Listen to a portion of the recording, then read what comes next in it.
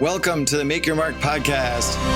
Hey everyone, I'm Mark Moyer, author of Win Again, speaker, career coach, and business advisor. And I help athletes, executives, and entrepreneurs reach their fullest potential. What you're going to be hearing in every single episode are conversations with athletes and other sports-related influencers. And we'll be offering you the insight that you need to succeed in life, including advice that will let you jump past your competition, whether it be for a great new job or taking your business to a much, much higher level. Make sure to connect with me on social media at Mark Moyer Coach and go to my website, markmoyer.com, to get access to the tips and strategies that my coaching clients get directly. If you're looking for ways to make your mark, send me an email to mark@markmoyer.com and I'll get you going right away. Thanks for joining me today. It's going to be an awesome episode. Now, are you ready to make your mark? Let's do this.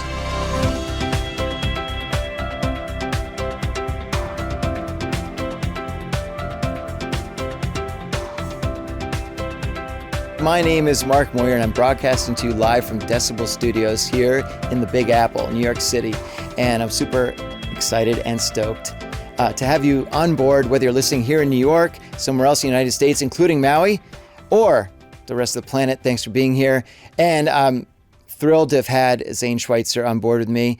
This guy is incredible. Not only a 15-time world champion in a variety of water sports, but just a great guy and great stories, funny. He's a bit of a wise ass, but you won't hear it as much in this episode, and I'm very disappointed about that, but we'll get back to that later. But it's an amazing episode filled with great stories, great content, so many, such great advice. And listen, if you're not journaling now, you should jump on that, and you'll hear more about that later. But before we jump into that, go to my website anytime, markmoyer.com, for access to all the great episodes I've had of the Make Your Mark podcast. You can grab a copy of my book, Win Again, which is really a great book about helping athletes transition from their sport to the next step, and all kinds of other great stuff. So just go on the website anytime. But enough of my blabbing. Check out this episode. You're going to love it with Zane Schweitzer. Happy listening.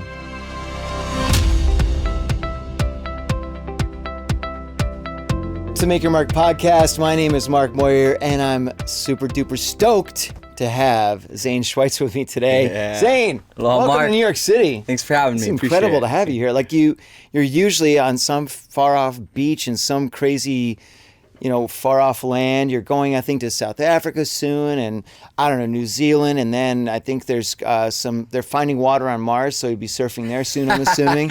Yes. But where were you this past week, though? I was actually just recently in Washington, D.C. Yeah. We were doing an event with Tackle What's Next, and that's where I met you, man. I'm keenly familiar with that event. You were that's the right. keynote speaker, man.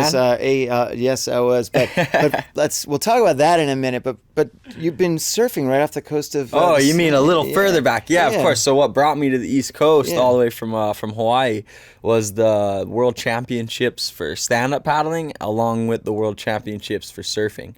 So the tour is the APP World Tour and the WSL World Tour.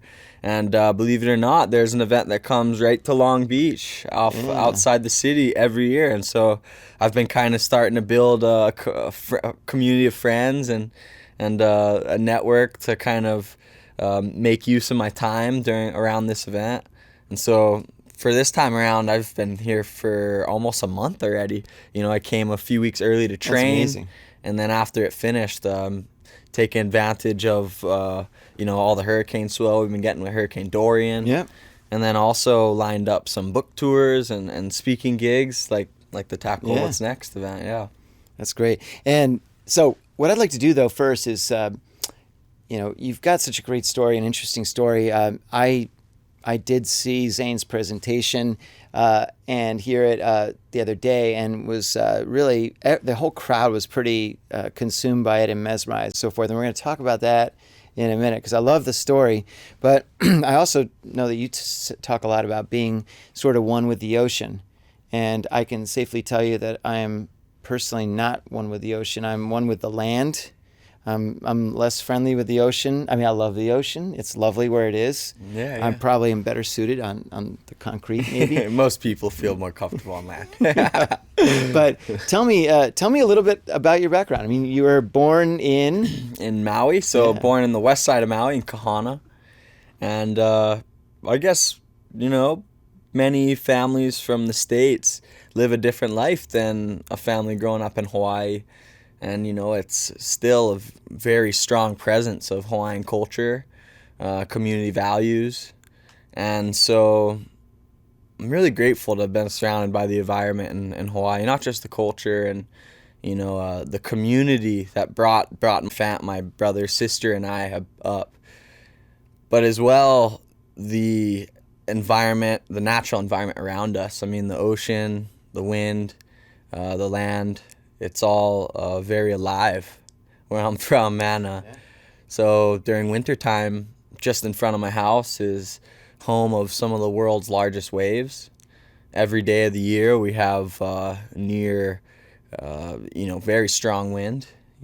Majority of the days we have gale force on the Pailolo Channel. Wow. And of course the conditions are quite warm and sunny most of the year, so it's a perfect place to practice sports. And that's how my family ended up there, actually. My mom and dad met each other in Maui after they were pursuing windsurfing.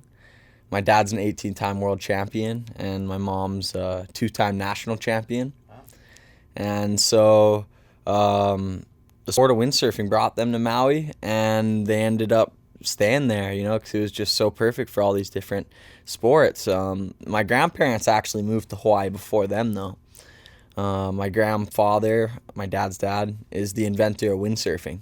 And so for the same reason that brought my dad to Maui, my grandparents moved to Maui too, just perfect place for windsurfing. Wow. And so as you could imagine, we spent a lot of our family days and events at the beach. I mean, birthdays, funerals, leisure days, whatever it was, usually immersed in the water and harnessing the power of the wind and the waves. And it was a unique upbringing for sure, but to me it was all normal. I mean, most kids remember learning how to walk or don't remember learning how to walk, and it just is something they brought up with.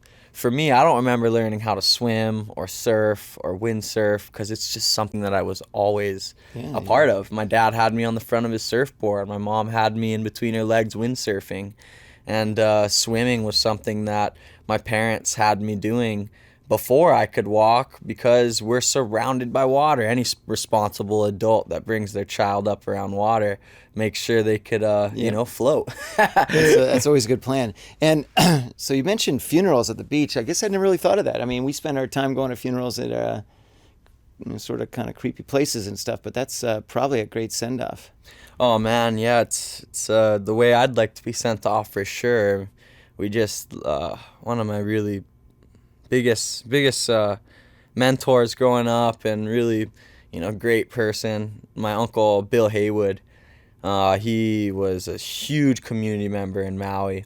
We had 600 people come to his funeral plus. I mean, and it was all on this beach called DT Fleming's, and we had this huge paddle out. And this is kind of a tradition in Hawaii and other ocean communities where when we lose someone that's valued to us, we bring them back to the ocean. And so we do a ceremony on the beach, then all at once we hit the water with either swimming or on paddle boards or canoes, surfboard, and we hold hands in a big circle in the ocean. Oh, cool. And we released my Uncle Bill's ashes there with hundreds of his friends and family and community members, and it's a beautiful thing. It's hard to be stuck in the moment of grief when you're surrounded by so many great people and great environment, immersed in the water. Wow, that's great. You're right. That is the way to be sent off. Yeah. And maybe he's on some other beach somewhere else. Oh, for sure. On Mars. Yeah. The currents have taken him all over the world. Yeah. They sure have. So I'm curious about a couple things. Now, so you're in school, you're in elementary school, middle school, high school, that sort of thing. We need to know, I mean, we're in New York right now. Like, are you sort of thinking, okay, I got to study hard for chemistry, or am I thinking, you know what, I got to get out there and hit the waves? Yeah, what a great question. You're surrounded by it, right? I mean, growing up, I always knew I was going to be a competitor in my craft. My first competition I ever won, I was 3 years old. And I can't really remember a time I wasn't competing. And it's always, ever since I could remember, been somewhat of a not only a passion and a lifestyle, but also a goal, a driving motivation, you know, for me to better my understanding of the environment, but as well better my abilities on my craft. And so being surrounded by the water, even when I'm in school, in the classroom, looking out to the ocean through the window, it was torture, man, for sure, especially because I grew up going to middle school and high school at a Maui Preparatory Academy, which overlooks Kapalua Bay.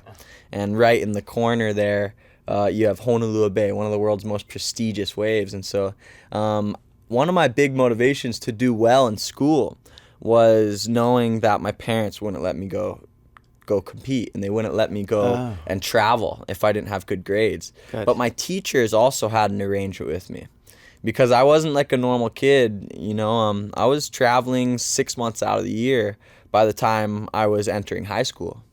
And so my teachers allowed me to take work with me on the road. But if I ever got behind, if I ever fell off honor roll, you know, my restrictions would be limited, or my opportunities would be limited, right. Excuse me. Yeah. And so having good grades was always something I was motivated to do. But there was also one more thing.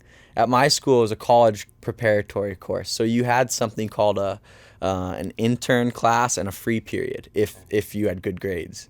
And so I had this thing where, dude, if I had good enough grades, I could do my intern course and then have lunch and then have my free period. And so I made a goal to get honor roll, and that's exactly what I did. I lined up my schedule of classes throughout the day so that I could have pretty much over about hour and 45 minutes. So you could dash. Leave school and go surf Honolulu Bay. And then I'd rush back to class, sandy feet, dripping wet hair, and everyone would be looking at me like, where did you just come from, Zane? And it was kind of a thing I couldn't really talk about because my principal knew I was a pro. He allowed me to compete and miss more school than other kids, but I couldn't brag about it. Mm-hmm. He allowed me to train and do that, but most kids weren't allowed to leave school. And so I was really fortunate to be a part of, you know, this was a really small school, mind you. I mean, we had less than 15 kids in each class. That's probably the biggest difference when I talk to kids that go to school on the mainland. Yeah. You know, it was a small group of kids, and I'm fortunate to have, number one, my parents allowed me to follow my passion and compete, but they were also doing the same thing when they were a kid, so they understood how valuable, you know, it is to learn from the world and to learn from experiences with people. And so, you know, my first tour, I was 11 years old, and I went all over Asia and Europe and was gone for 2 months total with my my teammate and his father. And it was amazing. I came back a different person. You know, I came back with this better understanding of humility and as well of gratitude for the place that I'm from. I mean, you know, we the first place we left to was South Korea. We went to South Korea, and then we hit Japan, and then we went on to Spain and Germany and Italy and France.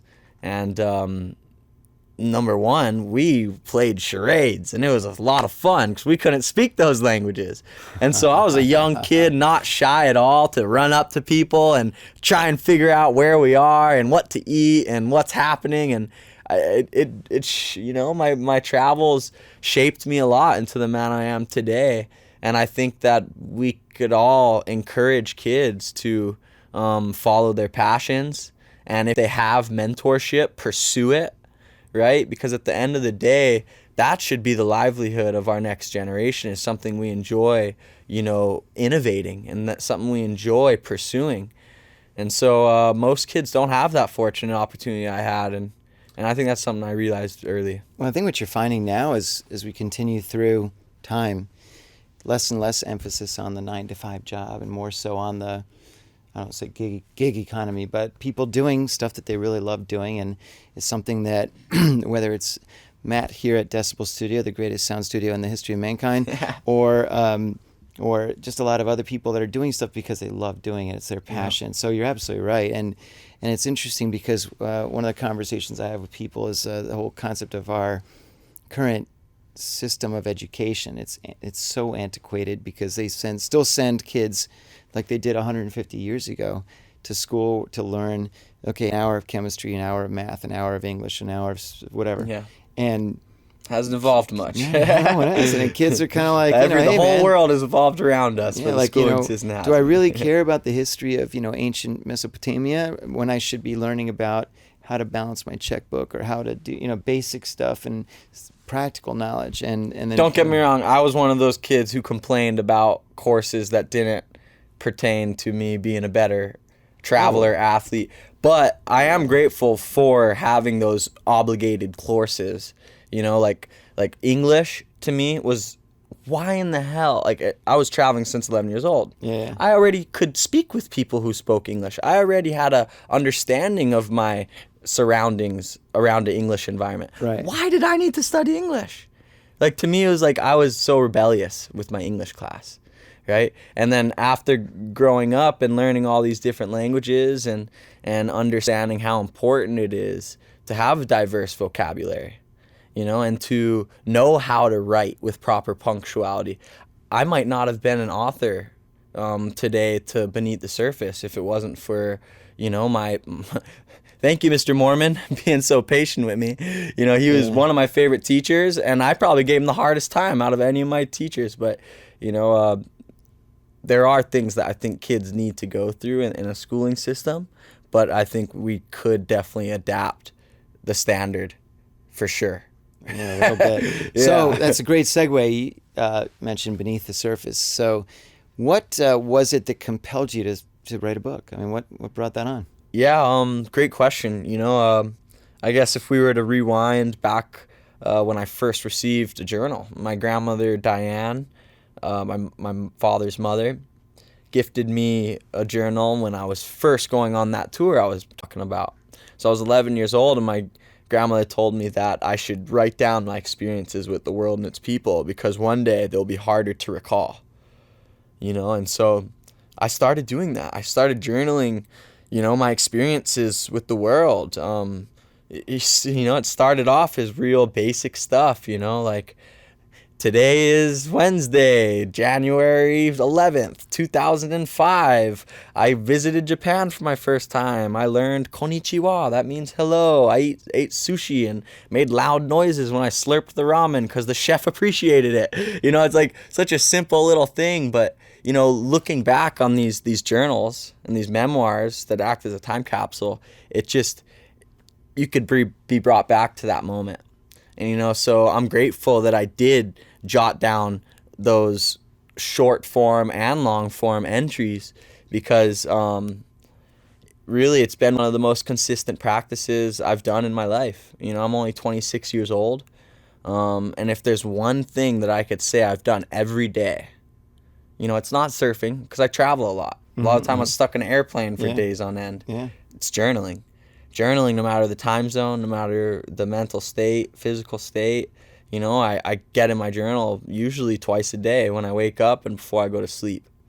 And because of this practice, I've found a lot of unique benefits from this tool, from utilizing this tool.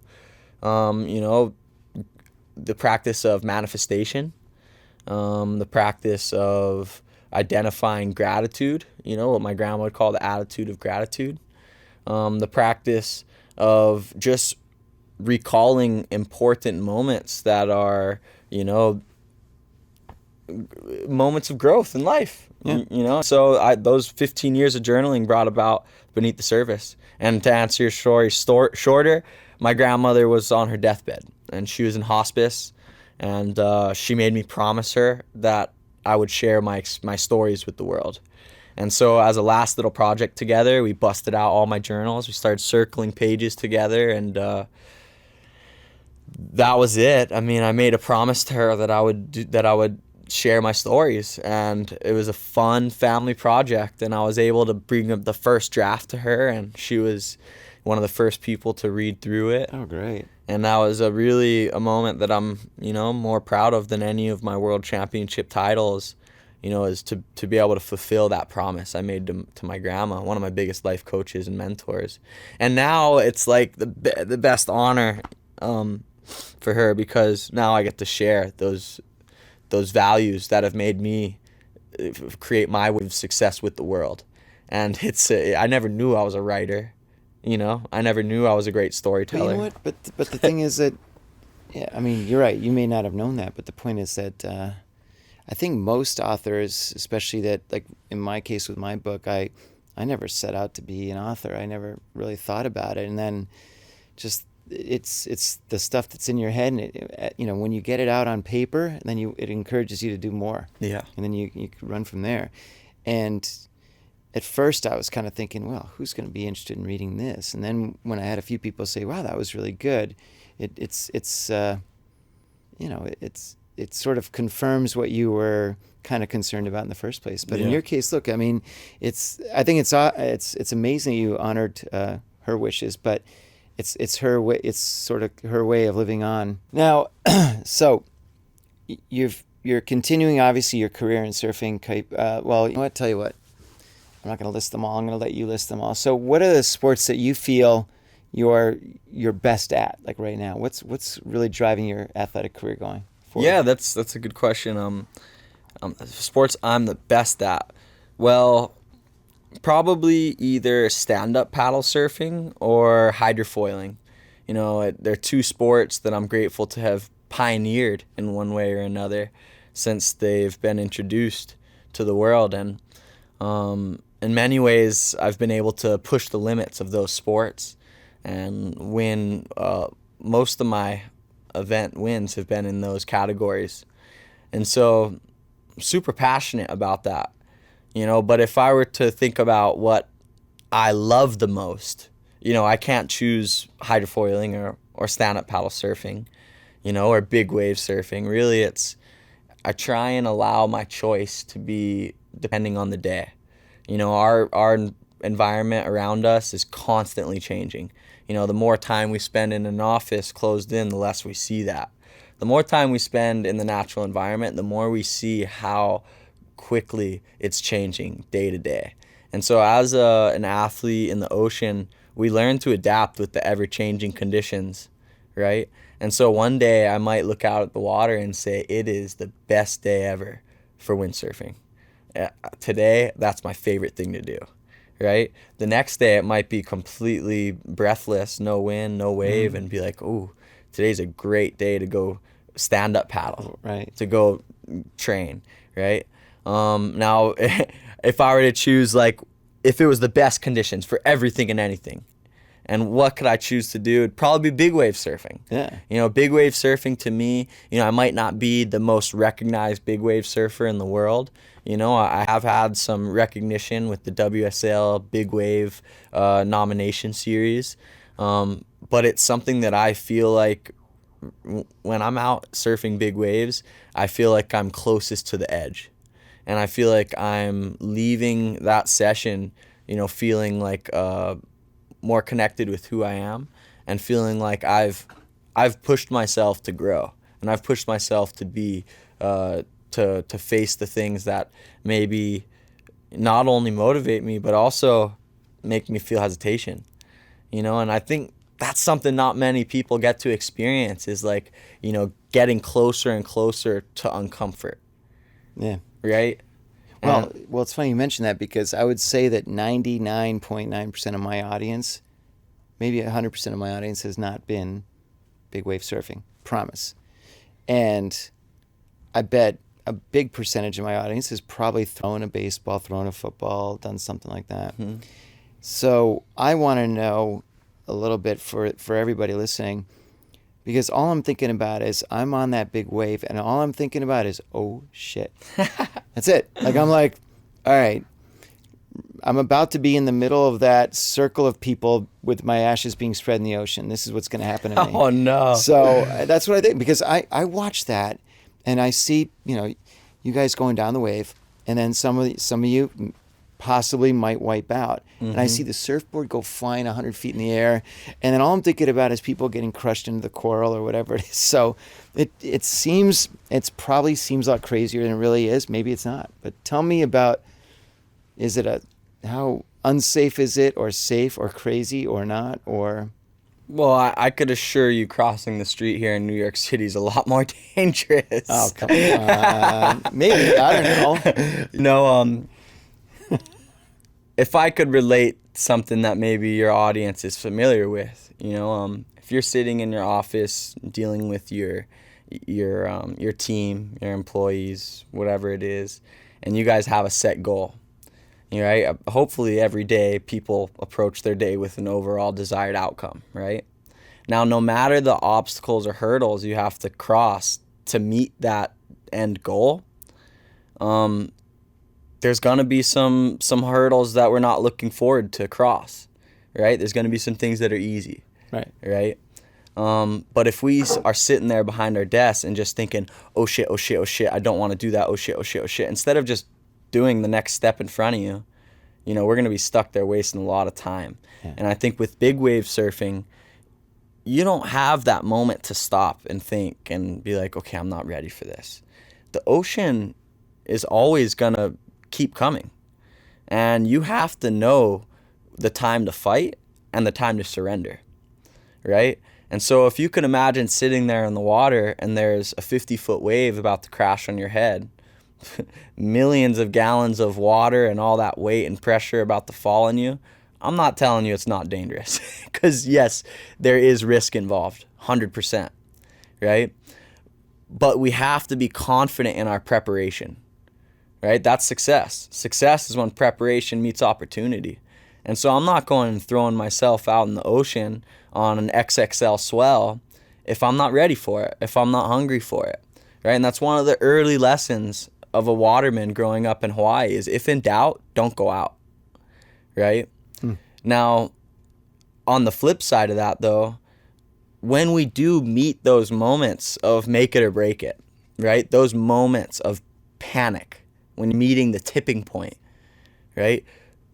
Those, I believe, are the moments that we truly can embrace growth or defeat, right? And if you could imagine sitting there in the water and you've just finished the big wipeout and you come up, you barely get a breath of air, and before you know it, there's another wave about to send you down, right? And about to tumble you. Now, there's two ways you could look at that moment. You could come up and be hyperventilating, feeling your limbs going numb, and feeling your heart pounding out of your chest, and then see that wave and scream. But that's probably the least favorable choice you could make. Right. You could choose to panic, or you could choose to collect yourself, right?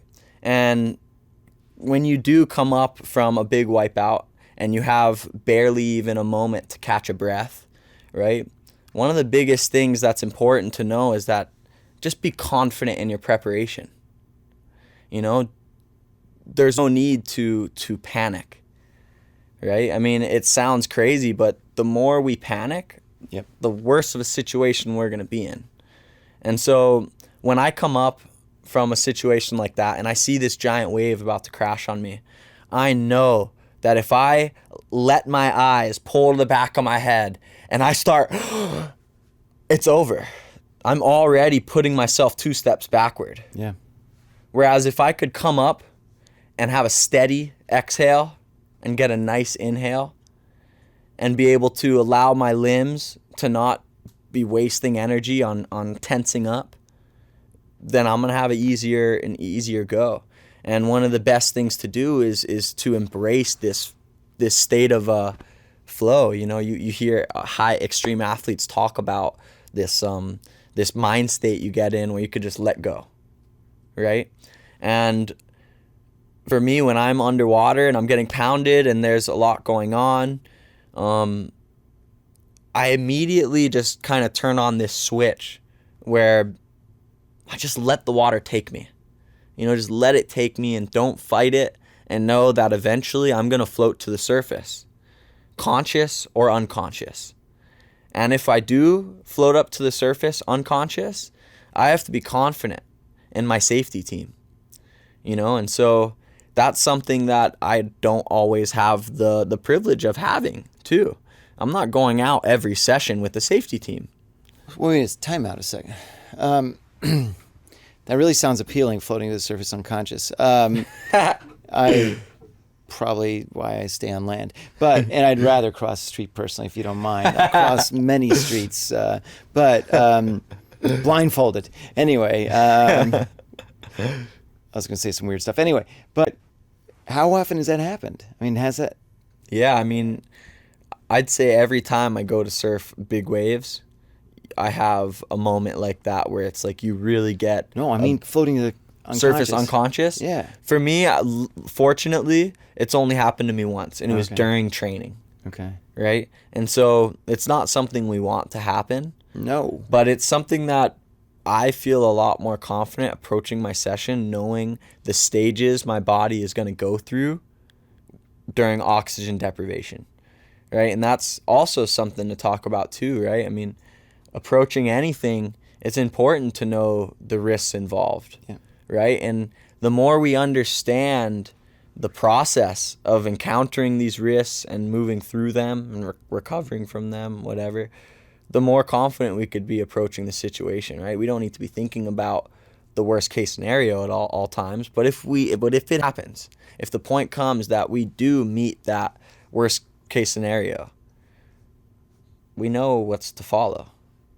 Right? Well, it's the uncertainty that eats you up. Well, you're absolutely right, and it's interesting because this correlates to, and you don't do a lot of, let's say, interviewing for jobs and interviewing stuff. You do maybe these kind of interviews, but it's the same sort of thing where I've either interviewed lots of people and or prepared people for interviews where inside they're thinking, oh God, I hope they don't ask me that question. Oh Jesus, I'm not ready for that, or don't.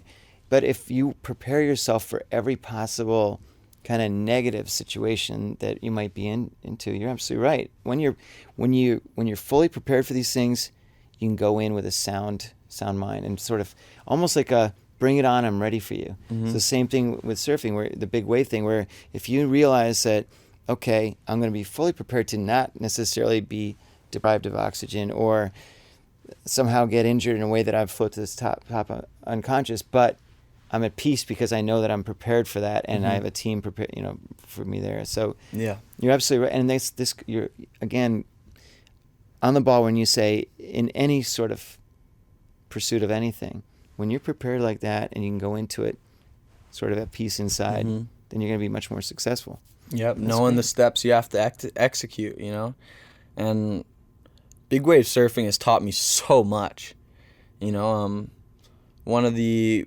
most scary moments I've ever had in the ocean was big wave surfing, and it was on the north shore of Oahu. Okay. During what many surfers know as the Brock swell. It was a swell that was in memory of a pro surfer that passed away named Brock Little. Okay. And this was a really big swell that made history. A lot of big wave locations throughout the Pacific. Now, we went out to go surf this outer reef location. I won't disclose the name. And Riggs Napoleon, Connor... Wait, time out. What is this, the CIA or something? Where we got... Why can't... Just local... a lot of the time, we try and respect the areas that we're surfing in order to not expose the location to other big wave surfers that are pursuing Kodak courage. Because there's a lot of people that are doing this for the fame, that just want a photo or a video of them riding a giant wave and submit it to their hometown news and, big wave warrior, whatever. And so on the flip side, there's people who live for this, like many people throughout Hawaii. It's something that we live for, those days when high surf advisory is on and small craft warnings are out and beaches are closed off. That's our time to get ready to, many times it feels like we're going out for war. You're getting all suited up. We wear wetsuits with insulation and impact protection. We have vests that inflate with air to bring us to the surface quicker. And you start to, just like as I'd imagine NFL players you've talked with on this show, you know, flip the switch when they throw that helmet on and cross the line into the field. You know, I think many big wave surfers have a way of, you know, flipping the switch and getting into the mindset to go and pursue these giant waves and in a environment that's definitely unpredictable and ever changing. Well, it's interesting you said you were protecting the location, because I guess I do the same thing with pizzerias. Like, if I find a good slice of pizza, I ain't telling anybody else about it. I don't want everybody to go there.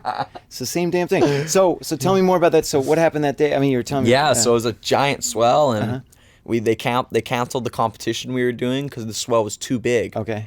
You know, and so me and my group of buddies, Matt Becker, Connor Baxter, and Riggs Napoleon, we like, the waves aren't too big. We're out there. Come on, let's go. So we grabbed our big wave boards, and mind you, not every big wave surfer on the world, not every surfer on the big wave not every surfer on the world tour is a big wave surfer. What's the difference in the boards, or is there a difference? So of course there's a difference in the personality. You got to be a certain person to want to get out into big waves.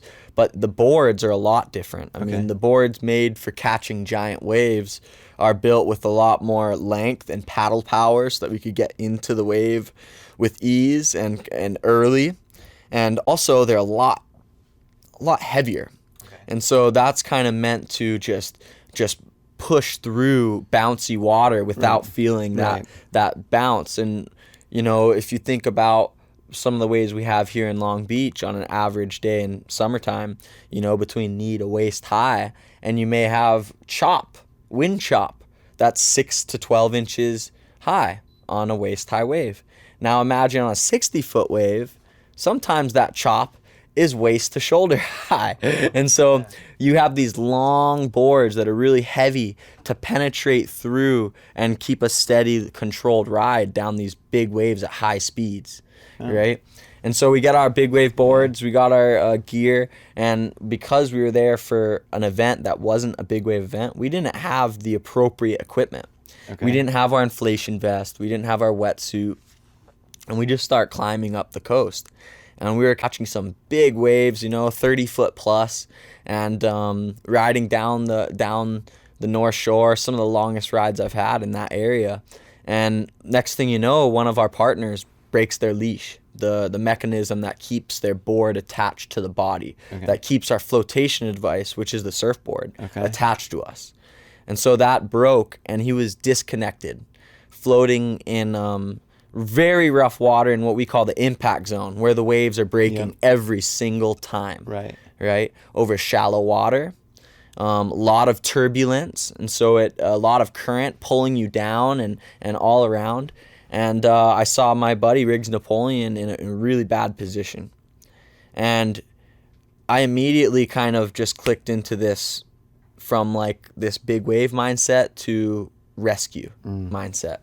And it's something that we always try and do when we put ourselves in that environment of the ocean is do the buddy system. Always keep an eye on your partner. Because there's not many people out there when you're out in the middle of the ocean. Right? No. And so you keep an eye on the people you left the beach with. And so I got up to him, and it was a situation where luckily he's a really confident waterman, but the current was just, we couldn't get in.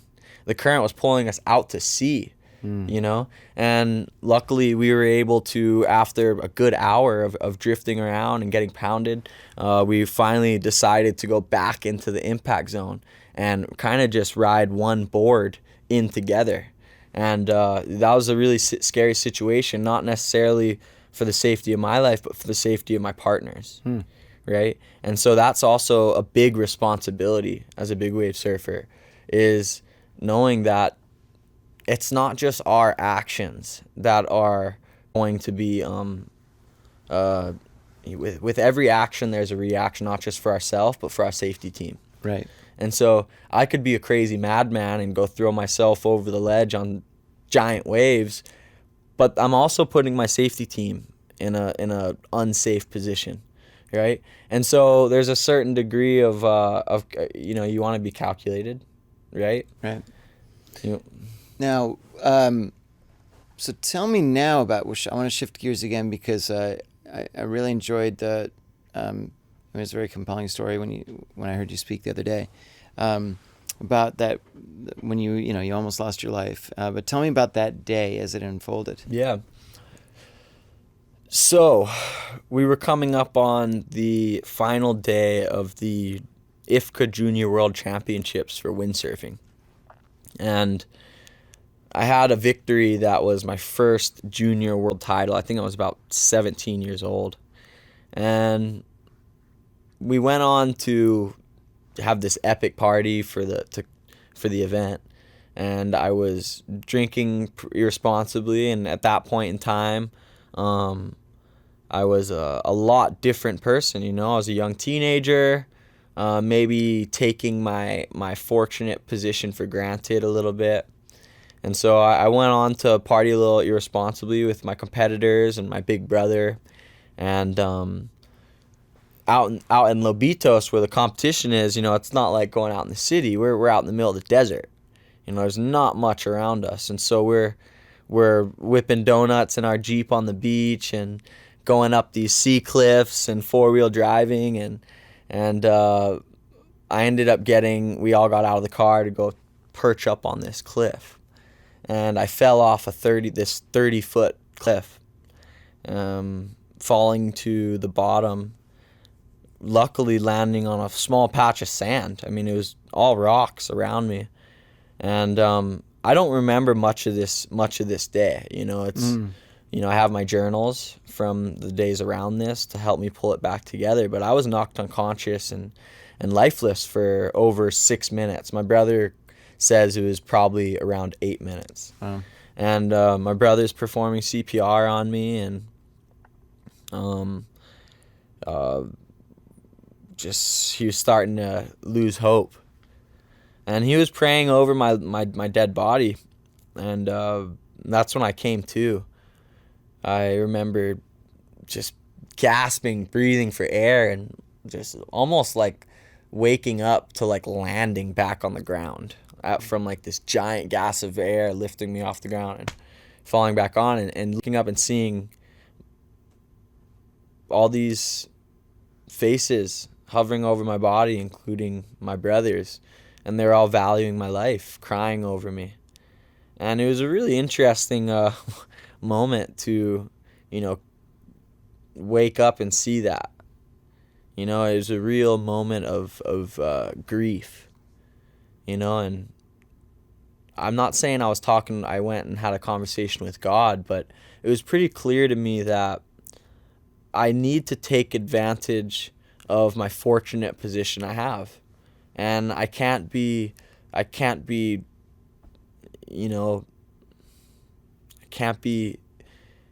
taking this for granted. And so I came back with this very clear message that with my success and with my pursuit of goals, that I'll continue to uplift the people and environment around me.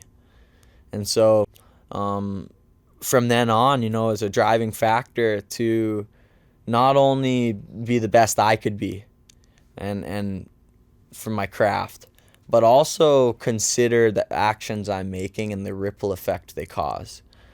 And so it gave me a much more grounding sense of purpose, with this career that I had at a young age.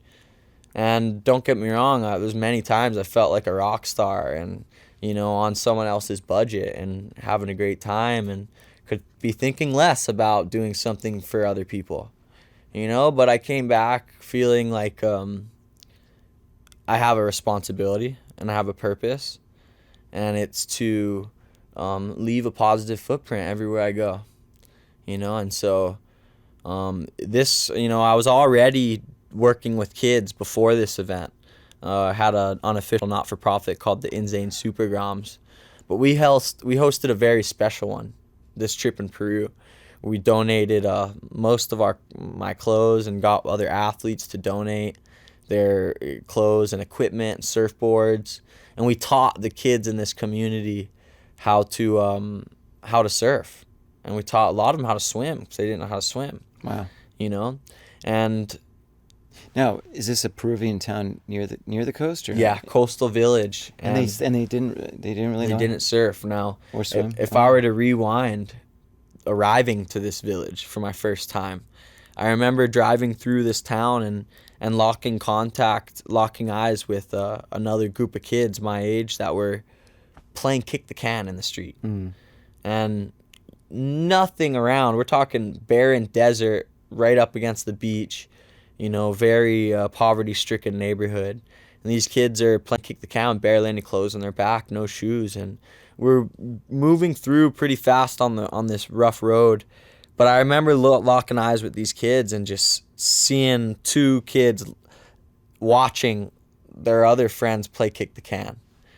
And these kids looked at me with just this sense of hopelessness, you know. And I remember seeing this look in their eyes, like it's different from anything I've ever experienced. That's for sure. Yeah. And I was struck with compassion, you know, and maybe one of the first times I truly felt struck with, oh my God, you know, like not everybody is as fortunate as I am, you know. And so it was interesting enough that I went on to having this pivotal moment, you know, my close experience with death. And we hosted a really special clinic after that, you know, and I think locking eyes with those kids inspired me to do something, you know, really good for this community. And, you know, more than that world championship win, I've take more pride knowing that those kids are still potentially wearing the clothes I left and still riding the surfboard that I donated to the community. And, you know, I went back there the following year for that same event, and all my stickers were up in the village, and you know, the kids are in the water playing on the beach, and not one day did I see kids playing on that beach my previous trip. Oh, interesting. Not one freaking day did I see a kid from this community on the sand the previous trip, besides the day we did the clinic. And then we come back and there's kids playing on the sand, even in the water on our boards that we donated. And for me, it was like such a sense of pride to share my playground, you know, because not many people look out at what's in front of them and see the potential of what it could bring to our life. You know, most people look out to the ocean and see a pool of water, emptiness, you know, and I look out and see a church, playground, place of refuge. It's open 24 hours a day, 7 days a week. And so to share that with these kids that already don't have much, that could be something that they value and cherish more than anything today. Well, you've got, so sounds like you're the pastor of this church, right? I like that. You know? Now, I know you're also very much involved with the environment and trying to sort of clean up and everything. There's a lot of stuff going on out there, and I know efforts are being made to reduce the big giant, you know, they say, you know, the size of Texas, the plastic, gyre, and all that stuff. But what are some of the things that you would recommend just anybody to do that they can, I mean, what kind of impact can the average person, I don't want to say the average, but everybody make that they may not think they can make? Yeah, great question. I mean, I get this a lot. What could we do on a personal or corporate level to create a better presence in our community and and for the environment? For me personally, I travel a ton. You know, my carbon footprint is my biggest contribution to the problems this world is facing. And so because of that, because of my demand for travel and air travel, I collaborate with different foundations and different groups that do restoration projects to offset our emissions in the atmosphere. And so personally, I've worked with the Thor Heyerdahl Climate Park and Starboard to actually 20 times my carbon footprint and reduce it to 0 times 20. And so it's more than neutralized by planting sea trees, mangroves, kelp, coral reef, and other trees that are carbon sequencing, meaning that they pull carbon emissions from the atmosphere and actually convert them into oxygen, and as well help to restore the natural environment around them. And so the lifespan of one mangrove tree, let's use them as an example. Okay. The lifespan of one mangrove tree can remove up to 1 ton of CO2 from our atmosphere. Oh. And so that could play a pretty big role, you know, if we just start to become aware of our impact. That's the first step, right? Becoming aware of our impact, right? And then the next step is creating a blue life choice, right? It's the one thing we have, the power of choice. We have to embrace the power of choice more than ever in this day and age. I mean, and when I say a blue life choice, it's not just, oh, I'm going to go get a coffee to get excited for my day at work. It's, I know I need a coffee to have in my routine. Now, I could have a negative impact on my community and environment by taking that plastic cup with a plastic top that I use for a few minutes. Or I could make the conscious effort to bring my own reusable cup. That's a very simple one. Now, planting sea trees that restore your environment is a large one. And that could be done on a corporate scale. I mean, you have companies like IBM and Apple actually going to neutralize their carbon footprint with trees like mangroves. And so there's so much more we could do. I mean, one of the biggest things that I like to say is just get involved. You know, like take the time to learn about community efforts that affect us, that affect you, that affect your family. Well, so I like what you're saying here because, you know, one of the things that I've always had a big beef about is that, you know, we're constantly bombarded, I am, with people that want my, let's say, money to contribute to their cause, whatever it is. Mm-hmm. What they don't do, though, is they never say, you know, Mark, if you give $20, this is how it will impact. Mm-hmm. You will see this. And a friend of mine, she's got a charity that raises money for inner city kids to have sports equipment, specifically baseball equipment. And I told her, look, instead of saying, hey, donate $100, it'll really help us. Say, if you donate $100, you're going to get, you know, 5 kids baseball mitts, 10 kids, you know, baseballs, whatever it is. This is the direct impact you'll have. Yeah. So I like what you're saying because if we can educate more people on their impact if they do blank. So for example, if I stop drinking out of these things, out of plastic bottles, and instead bring my own water bottle there. Yeah, there's just blue life choice right there. Exactly. Yeah. So boo this, yay that. Yep. Then what happens is if you say, well, look, Mark, if you stop drinking those, by the way, I don't drink those. I drink out of a cup. So just want it known for the record. But anyway, if I don't drink 10 of these in a week or something like that, then blank, whatever that is. And, you know, it's interesting. There's a baseball player's name is Chris Dickerson. He's got a charity called, it's like Players for the Planet. Mm-hmm. And what they do is... I've heard of Players for the Planet. Oh, have you really? That's awesome. I heard about it on another podcast I did actually here in New York City. What? Yeah. You do another podcast in New York? Yep, and it was... What the heck? Yes.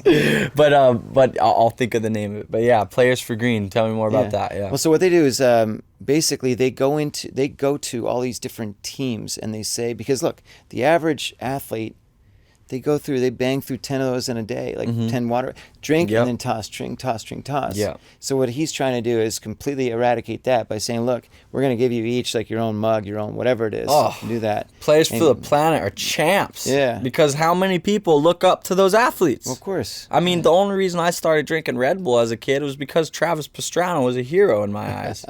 You know, I mean, you look at all these kids that are watching the Major League Baseball and NFL, and they see these guys drinking water bottles, taking 2 sips and tossing it, that's a ripple effect. That's an impact. You're right. You know, and we could easily flip that to a positive ripple effect that creates a chain reaction, you know, for towards the solution, right? And so it's such a simple thing, right?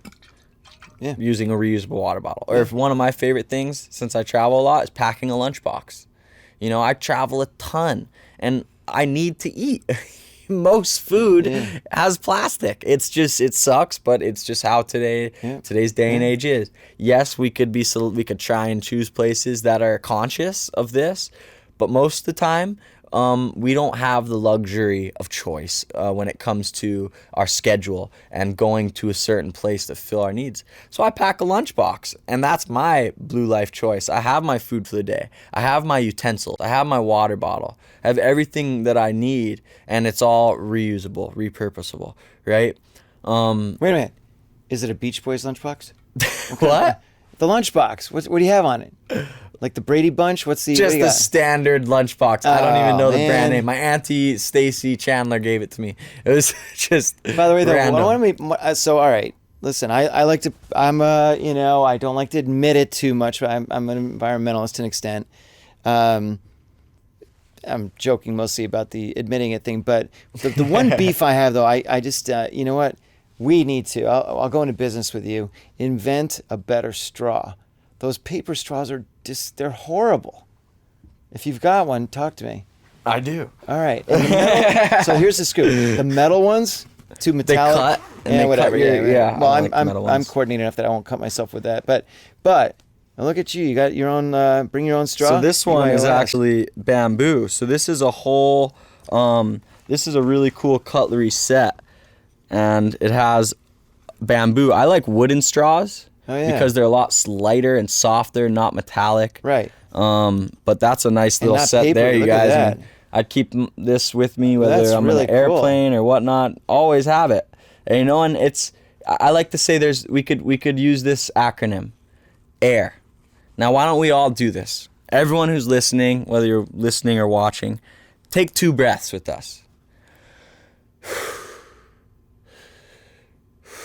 Now, every 2 breaths that we take, we have to give credit to one of those, or we have to give credit to the ocean for one of those. And so every other breath we take is made from the ocean, right? Now, air, avoid, intercept, and redesign. Now, wherever we could apply this, and everywhere we could apply this, the better. We could avoid plastic with our power of choice, right? We could intercept plastic by not thinking twice about picking up that piece of trash you walk in the park every day with your dog, right? Or, you know, whether it's redesigning a product that maybe you're a part of a business that produces products, right? Now, why not explore innovative materials that are present today at competitive prices that are leaving less of a problem behind, you know, and that are pushing other people in your industry to be more eco-innovative, right? And so we could do this in any aspect of our life. Avoid, intercept, and redesign. It's funny you mentioned redesign. Just the other day, I saw a little video that this company Cheddar puts out these videos on different innovations, and it was an edible plate. It was made out of wheat or something, like pounded wheat together. They pancakes, like this wheat mix, and then you see people like they're eating their dinner or whatever, and then they're like crunching and just eating their plate. And I was like, how about that? Just think about all, you know, the only people upset about that, dishwashers. They're like, wait a minute, I don't have a job anymore. Yeah, anyway, there you go. But that's okay. We can find something else for them to do. But this is fabulous. So, taking a step sideways a little bit, tell me a little bit more about, I mean, you're involved in a lot of different sort of causes and charities and organizations aside from all the, you know, your sport. But you're 26, and I don't personally know the exact sort of span of a career, right? Is it? So I know, like, we're at Kelly Slater's 174, whatever he is, so he's pretty old. But aside from these guys, I mean, have you started to think about what you may want to sort of do when the time comes, like when you have to hang up the board or whatever they call it? You know, a lot of the time, I like to compare myself to one of those clowns at Cirque du Soleil who's juggling like 5 knives, and if they drop one, they still got 4 more. Yeah. You know? Well, no, I'm joking. I'm joking. One of their hands when they do that. Yeah. So, I'm fortunate enough that I've been able to create a profession around my lifestyle as a multifaceted professional waterman, right? And so I compete on a professional level for windsurfing, surfing, stand-up paddling, kite surfing, also a number of ocean decathlon type events such as the Ultimate Waterman World Championship. And so I always have a chance to keep things fresh, right? And to work in different areas. But there is a time where I think I may get sick of competition. Maybe I don't want to do it, or maybe not capable to do it, right? And I think it's important to think down the line. And as an athlete, I always like to know what to expect, or at least make a little bit of an action plan going into training, going into my year schedule, going into competition. And the better I could set a training plan, right? An action plan, the better I could be confident in meeting my goal. So right now I'm pretty successful in my sports. I'm super grateful to have won 15 world championship events, and I've been able to, you know, break Guinness Book World Record for the largest stand-up paddle lesson, and a number of other philanthropic events in my... Time out. What? The largest what? The Guinness Book of World Record for the largest stand-up paddle lesson. Now, this was during an event for my auntie and I's charity called the Stand Up for the Cure. All proceeds went to uninsured breast cancer patients. Okay. And but anyway, with my athletic career, I've had all these amazing stepping stones that has allowed me to explore other opportunities. And so along the way, I've found that I'm pretty passionate about storytelling. I'm passionate about sharing my craft, and about sharing this unique connection and relationship we could get from the environment through sport. And so I think past my career as a competitor, I'll definitely continue to teach, to coach with my nonprofit, and also my retreats. I host a number of watermen and health and wellness retreats that include speaking engagements, and so in a way, coaching and storytelling is something that I think I'll always have with me until the day I die, right? Now, of course, I'd like to say I'm going to be surfing till the day I die too, right? Yeah, of course. So wait a second, time out. So if all right, so let me give you my quick surfing experience. I know you look at me and probably think surfer master. I know, I get it. But so I was, 22 years old. I was out in Huntington Beach. And my friend said, dude, we got to try surfing. Got to try it, because I just moved out there. And so I'm like, okay, I'll give it a shot. So, of course, I did the exact opposite of the Zane code of life and everything else. I had zero preparation. I don't think I had been drinking. Just but I just threw went yourself out there. there. I was like, laid down a board. I was drinking. Laid down on a board and tried to paddle out past these waves. Now, what no one told me was that there had been a storm the day before where there was a swell, and the pier, Huntington Beach Pier was going out this way with these giant things. And so, my friend says, all right, you just got to paddle out. And I'm like, what do you mean you just got to paddle? So I'm on this thing going like as hard as I possibly can, and all I'm doing is just getting flattened. And I'm swallowing gallons of salt water. And I'm like, this blows. I hate this sport for the rest of my life. It's very similar to my snowboarding experience, by the way. But since I've done this with you now, I'm willing to take a lesson with you. Yes, please. But it's got to be like in a swimming pool. Well, that's the thing, right? I'm not going to take you straight out to big waves or yeah, definitely not big waves. Then I'll be the guy, the unconscious guy coming up, and I'll need the rescue team and everything else. We'll get a good looking rescue team to resuscitate you. Well, that's okay. Then I'm listening now. But anyway, women, right? Okay. Anyway, but with that said, look, this has been awesome having you here, and we've covered a lot of ground. We could go on forever, but I want to make sure that everybody listening really chases you down wherever they can, right? Whether it's live watching your competition, that'd be awesome, or through your website, etc. So Totally. Talk to me about how people can find you and all that. Oh, I appreciate that opportunity, Mark. Yeah, so for me, it's an honor to be able to share with your network, your community. It's one of the things I live for is connecting with people. Yeah. And so if anybody here is interested in any of the topics we talked about, or maybe interested to come and join us in Maui for some waterman retreats and surf camps, you could look us up at mauisportsadventures.com. You can also follow me on Instagram and Facebook and my YouTube channel, Zane Schweitzer on YouTube and Zane Kekoa Schweitzer on Facebook. My Instagram is Zaniac1, like Zaniac the Maniac. So definitely invite you guys to pick my brain. Any questions you have regarding what we talked about today, and also check out my book. Would love to have you guys dive Available into where? that. I'm sorry. Available on most major platforms. Excellent.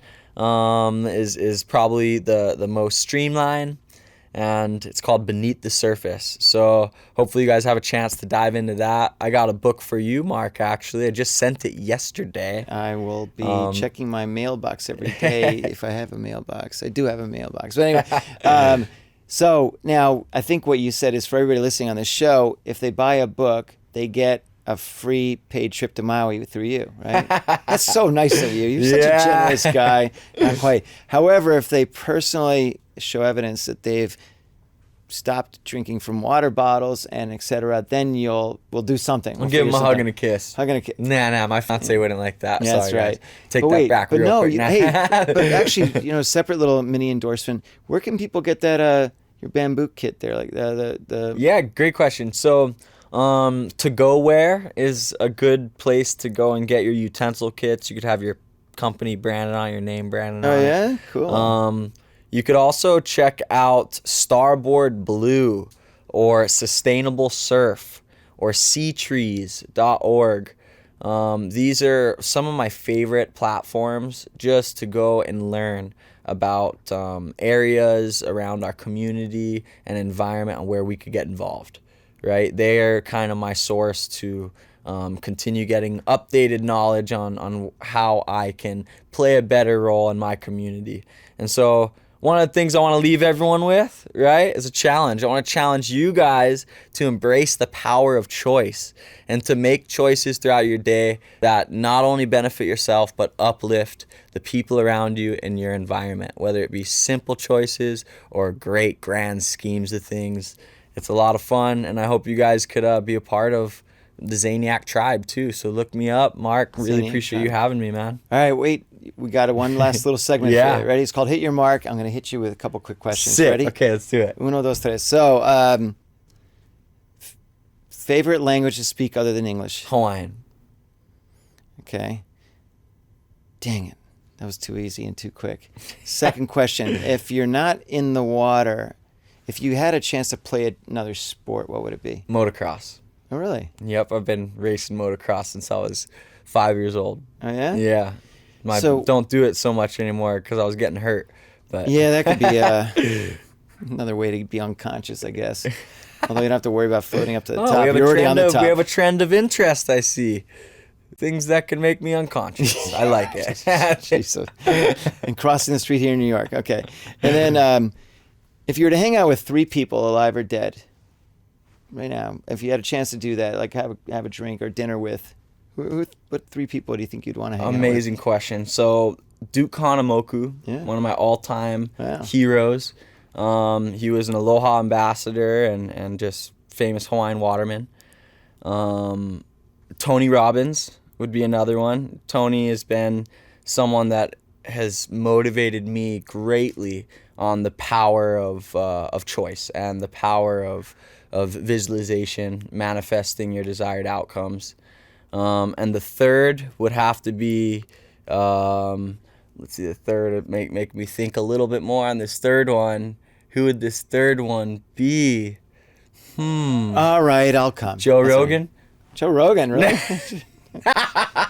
No, okay, I can think a little deeper. I can think a little deeper, maybe. All right. Maybe, yeah. I already got a chance to speak with Mark, so he's off the list for that third one.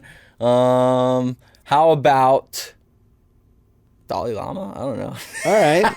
I don't know how much he would speak. Maybe a little bit. But that's okay because what's his name would be speaking the whole time anyway. He's going to be giving me scrolls. Yeah, right, exactly. No, that's great. And now, do you own a boat or you don't do boating? Right? I love boating, yeah. Yeah. So I have, my dad has a Radin, and I've been operating jet skis and boats most of my life. But Yeah. I don't own my own, though. So if you did, what would you call it? What would I call my boat? Yeah. Maybe Malama Honua. Malama would be a cool one to take care. All right, cool. Yeah. Or Zaniac. Zaniac could be a fun one. Maybe a little bit too focused on me, though. Oh, that's bad. All right, no, okay. Well, look, I appreciate you being here. You've been hilarious and amazing, and I didn't really get to the wise ass part, which is disappointing, but we can do that another time. I know it's in there, dying to come out, right? Yeah. I was waiting for that moment to show some smart Alecness. You can't have it. By the way, also one last thing, it was awesome to have you part of the Tackle What's Next summit that we did earlier this week in Washington, partially because the story and the experiences that you shared, again, you're unique in when I say your world, what I mean is that most of us, when we think of athletes, we think of like the football, the baseball, the soccer, the whatever it is. We don't think of the waterman. And to hear that perspective and to hear about your story of what you went through was really amazing. And I noticed that you had a few people with not dry eyes. The story about you almost not being with us anymore. So that was great. And so thanks for being with me today. And I'm sure the listeners will absolutely love this episode. You're the best, man. Thank you, Mark. So appreciate it. Aloha, you guys. Aloha and mahalo and everything else. Okay.